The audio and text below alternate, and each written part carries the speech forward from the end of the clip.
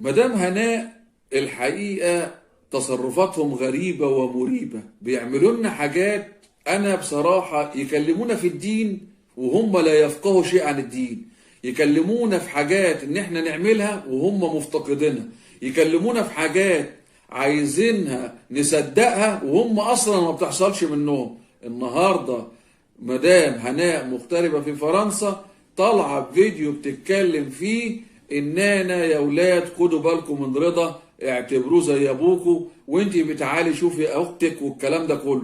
الحقيقه يا مدام هناء المفروض ان سعادتك بما انك مسافره العمره وست بتتكلمي في الدين وعارفه شرع ربنا وسيده مسلمه، يا اما جوزك يروح يقعد مع مسيو جانو، يا اما المفروض ان بنتك اللي عايشه مع رضا اللي انا ما بشوفهاش خالص المفروض تعيش مع اختها. مش تقولي دلوقتي للبنتين اعتبروا ان رضا زي ابوكوا والكلام ده كله، وتقول الرضا اعتبر ان العيال زي عيالك. لا يجوز شرعا يا مدام هناء ان رضا يعيش مع الاولاد، ما ينفعش رضا يعيش مع الاولاد شرعا، ما ينفعش يعيش مع الاولاد. السلام عليكم ورحمة الله وبركاته. حبايبي ابو حازم، ازيكم عاملين ايه؟ طبعا بنشكر كل الناس اللي دخلت عندنا جديد والناس اللي موجودين، طبعا انتم منورين.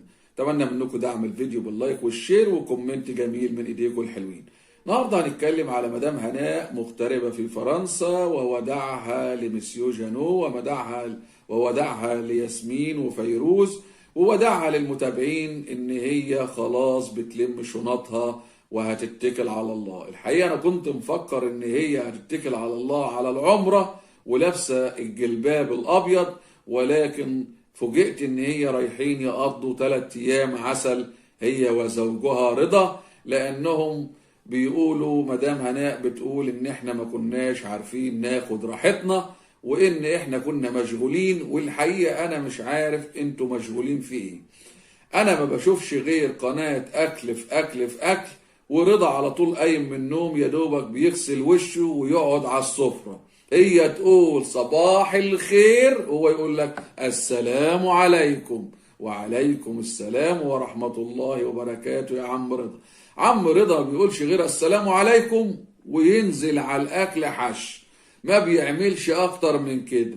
ينام ويصحى يغسل وشه ويقعد على السفرة يلغوا هو وهناء. بيقدموا محتوى ايه انا مش عارف. هم شاطرين في البثات يقولوا لك قنوات النقد ما بتعملش حاجه. طب الحقيقه انا نفسي انتوا بتقدموا ايه؟ انتوا هادف يعني احنا بتقولوا احنا ملناش لازمه وملناش محتوى.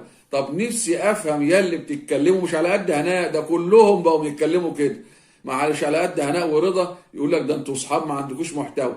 نفسي افهم انتوا اللي عندكم ايه، بتقدموا ايه يا رضا انت وهناء تقولوا ده احنا بنقدم محتوى وان احنا سوبر ستار؟ مش عارف. هنرجع نتكلم في موضوع مدام هناء لما راحت تودع مسيو جانو.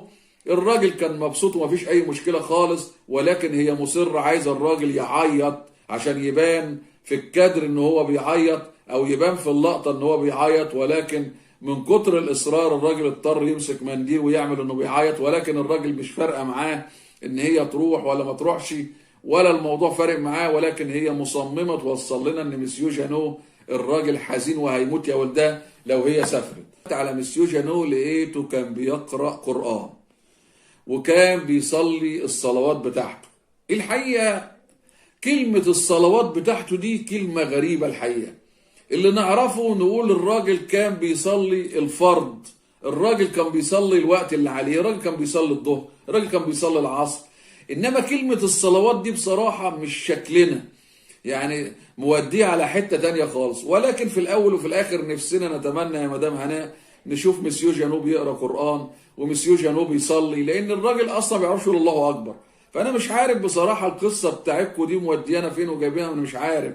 انا بدأت كده في حاجات عندي كده حاسس ان هي مش مظبوطه، شامم ريحه حاجه مش مظبوط. كل ما تخشنا تقول لنا الراجل كان بيقرا قران، الراجل كان بيعمل الصلوات بتاعته. نفسي مره اشوف الراجل ده بيصلي، ده الراجل ما بيعرفش يقول الله اكبر. تيجي تكون رسالتنا وصلت، واشكركم والسلام عليكم ورحمه الله وبركاته.